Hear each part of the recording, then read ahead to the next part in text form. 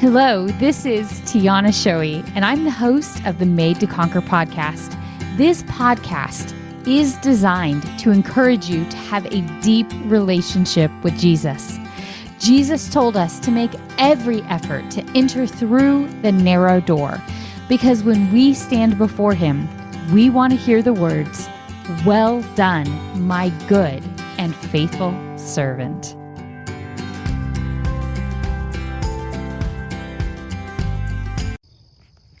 Hello everyone, this is Tiana Shoei, and welcome to the podcast Made to Conquer. It's a little bit before 6:30 on a Friday morning, nice quiet morning. The sun is slowly starting to peek over the horizon, so there's a beautiful pink hue to the sky, and I'm sure you can hear the birds chirping and the crickets. It's one thing I love about living in the South is the sounds of summer. They're just peaceful. I pause long enough, hopefully, that you can hear them. And there are people who pay money to have sound machines that make the sounds that come naturally here in the South. So I hope that as you're listening to this, I find you well. This one's not going to be a super long mini podcast, but I just wanted to have a quick discussion about what do you do when you have those random thoughts or those moments or seasons of doubt? Because we've all had it. Have you ever had the thought, what if this whole Christian thing is just made believe? What if I've made it all up in my head? Or what if it's not real? Maybe it's more than just a fleeting thought, which will happen to every human being from time to time. Maybe there's something really hard in your life that's caused you to have a crisis of faith. Maybe it's something you've seen in somebody else. Whatever it is, it's perfectly normal to have doubts from time to time. The question isn't if we have them, the question is what we do with them. There's this prevailing misconception, and I hear the school bus coming, so excuse me for 1 second.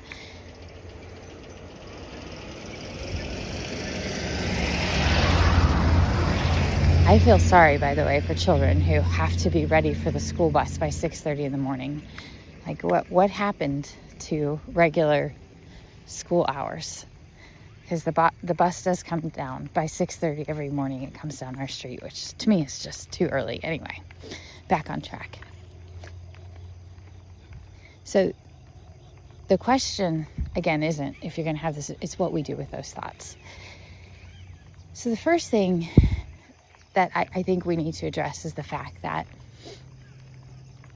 we have this kind of prevailing view within the secular world that there's science or Christianity. And I've talked about this ad nauseum on this podcast. And so you either believe in the one that has evidence and you use your brain, or you close your eyes and you have blind faith, which is nonsensical. Actually, nowhere in the Bible does God ask us to have blind faith. On the contrary, He tells us to love Him with all our heart, mind, soul, and strength. He's challenged us. He's encouraged us to use our mind as one of the ways that we love Him. So Christianity's not blind, and this isn't an apologetics podcast, but I want to remind you, something did not come from nothing. The earth was intelligently designed.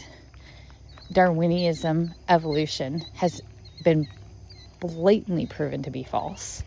While there is evolution within species, there is absolutely no scientific evidence that shows one species evolves into another. So even though the pervasive narrative is that this universe is just happen chance, because, as Paul reminded us many times on the Warriors Rising, science cannot allow a divine foot in the door. It's ironic because in the new atheist movement that kind of became popularized for a long time, one of the things that they did to ridicule Christians is they came up with what they called the God of the Gaps theory. And the God of the Gaps theory was their way of kind of mocking us and saying, if you don't have an answer for it, then you just throw the God label on it. But the irony is, if they don't have an answer for it, they literally just come up with a make-believe story with no evidence. And if you dare dissent from that story with any evidence, you're ostracized and completely excommunicated and ridiculed by the scientific community because you won't follow along with their make-believe narratives. And Ben Stein did a really great documentary on this years ago. And one of those scientists that was ostracized was Dr. Stephen C. Meyer, because he refused to hold on to the prevailing narrative that is not scientifically justified. And if you don't know Dr. Stephen C. Meyer, he's a wonderful Christian scientist and apologist, and he has the book Return to the God Hypothesis, because he just basically points to the fact that modern science continues to run into major issues with their radical theories that cannot be justified by any observational science that we found. But those voices are loud, and so sometimes that can cause us to question.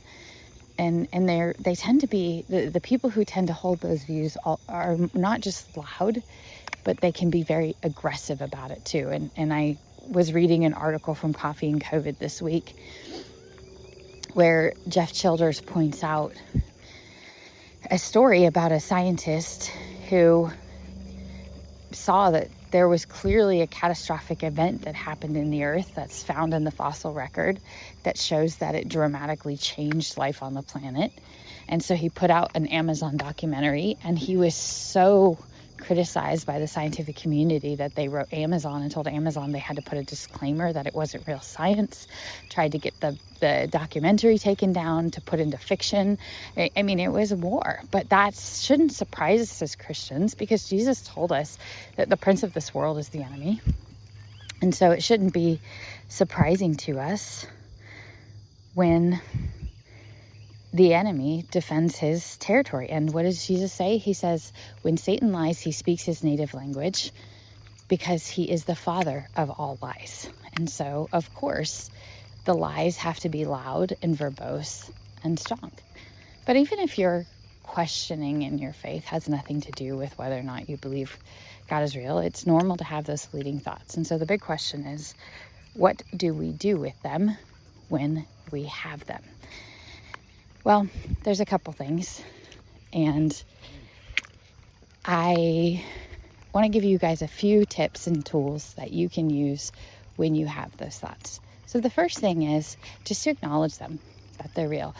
Suppressing emotions, suppressing thoughts is never a really healthy way to manage them, because guess what? You can disagree with the thoughts in your head. You can disagree with your emotions. So it's healthy just to acknowledge them. And say, oh, wow, that's interesting. That's a weird fleeting moment. And sometimes it can be spiritual warfare too, by the way. It's not that there's something wrong with you. It could be that you're just in a battle you may not be fully aware of. That's the interesting thing about spiritual warfare, is that sometimes we can be ignorant to what's actually happening around us until something dramatic catches our attention, and then we go, oh, that's what's happening. If you haven't been keeping up with what Paul's been up to from the Warriors Rising, one of the things that I couldn't talk about over the past couple of years but Paul has now been able to talk about openly, is that he was working on the UAP UFO disclosure, and he did some really interesting things in that time. And what he was really working on was some of the crimes that happen in these fields. But as a Christian, his most important mission was discovering the religion that's forming around this, to equip Christians to address this emerging religion with God's word. And so he wrote a book that is coming out on Amazon, and I'll look up the name and put it in here at the very end of the podcast, so that way you guys can check it out. I've had the opportunity to be able to read it before it was released, and it's a great book. And he's been going on podcasts. So he was on Dinesh D'Souza's podcast. He was on the Butterflies Are Ninjas podcast. And I'm sure he'll continue to be on other podcasts, trying to help wake the church up to understand that just saying these are demons isn't going to answer the questions that the secular world is going to present, because there is a very real religion forming around this whole phenomenon. And because it is demonic, there's a lot of very demonic activity that is happening around these things.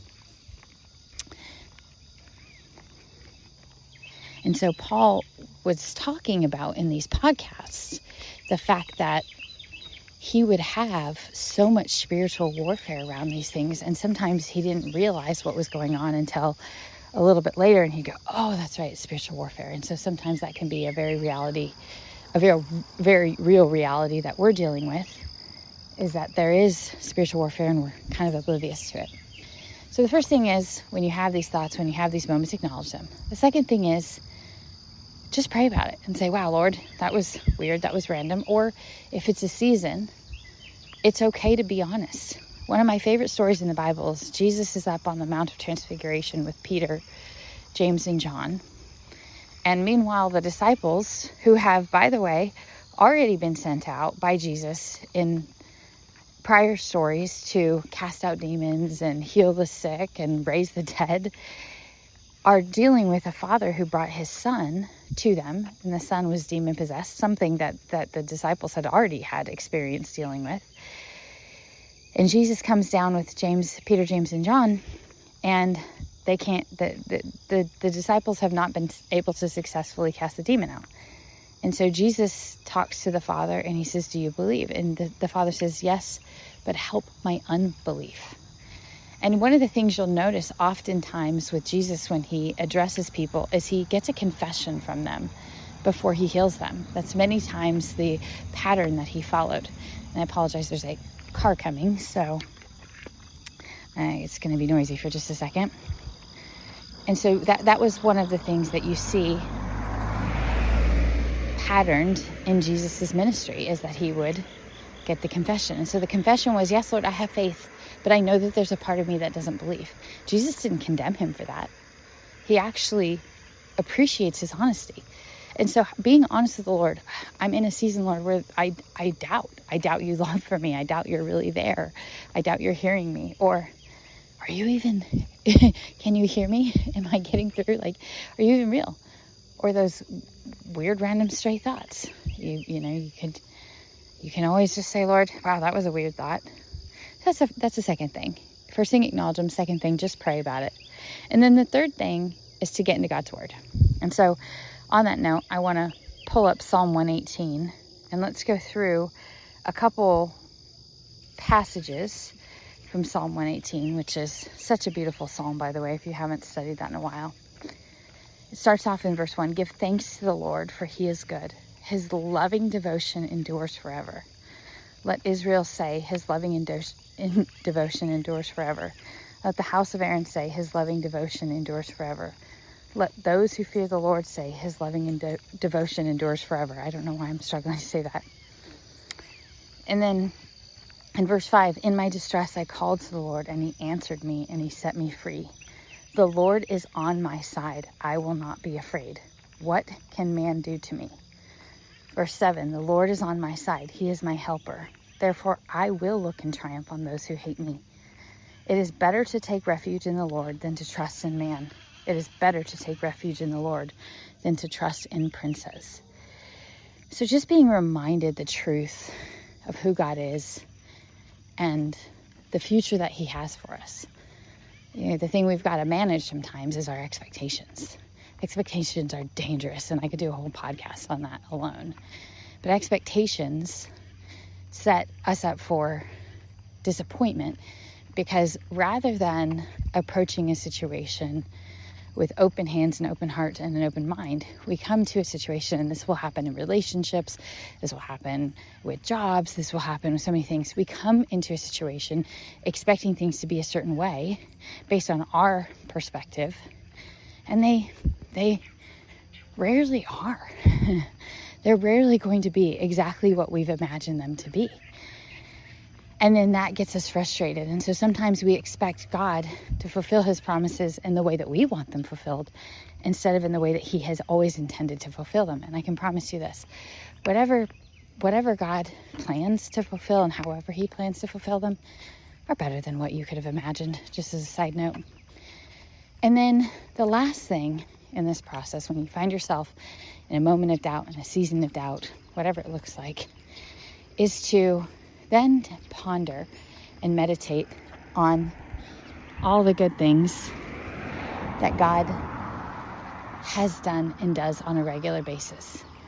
This is probably one of the areas where we, as American Christians especially, struggle the most. Most of us in this country are oblivious to what phenomenal lives we have. I don't care how much you're struggling and what you're going through. Almost every one of you who's listening to this, and I would dare say every one of you, probably hasn't gone hungry because you haven't had food in any recent memory. Maybe there was a period of time in your life, or you got lost in the woods and it took them a little longer to find you, but not from scarcity or lack of ability to feed yourself. But that is the reality for billions of people on this planet on a regular basis. We have so lost perspective, and I apologize. Here comes another car. Boy, I must have picked a busy morning to be out on the road. We have such limited perspective on how the rest of the world works and lives, and how wealthy we are, and how good we have it in this country. And so just simply being grateful for the things in your life. And if you really step back and you look at everything you have, if you can't see the hand of God in those things, I encourage you to pray about that. Because when I look at everything I have around me, yeah, I've had a career where I've had to work very hard. But even when I look at my career and I look at the things that I've been able to do, I see God's divine hand leading me, guiding me, opening doors, giving me jobs, making things happen that were just dumb luck in my, from the world's perspective, but really truly divine providence when I look at it, from an honest perspective. And so being grateful is a huge part of that. Being grateful for the things that you have in your life, the things that God has done. If you don't have a habit of remembering what God has done in your life, I strongly encourage you to do that, because that is so important as Christians. It's something that God commanded the Israelites to do all the time.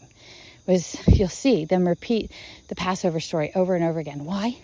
Because they needed to remember that God divinely rescued them from Egypt, divinely opened the Red Sea, divinely did all these miracles on their behalf, so they would never forget who they were. And you think, well, how could they forget that? They did.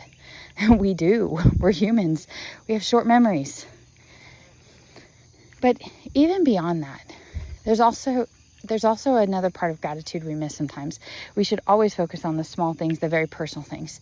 But there's also there's the reliability of the world around us. None of us have known a day where the sun did not rise. We haven't. None of us have known a day where the normal cycles of the earth didn't do their thing. God's faithfulness is demonstrated all over creation. And this is what Paul says in Romans 1. Men are without excuse because God's goodness is evident everywhere. I've had the privilege this summer of having a big, beautiful flower garden. My vegetable garden was a little bit pathetic, but my flower garden was great. And what came with the flowers was an incredible onslaught of butterflies. And I can look at those butterflies and I can see God's goodness. He didn't need to create butterflies, but he did. He made these beautiful, beautiful little insects that have a very valid purpose. But one of those purposes is just they're beautiful. And that's a good enough purpose because he is good. So I encourage you just to step back and gain some perspective in those moments of how good God is. He didn't need to make songbirds and butterflies and fireflies and waterfalls and sunrises and sunsets.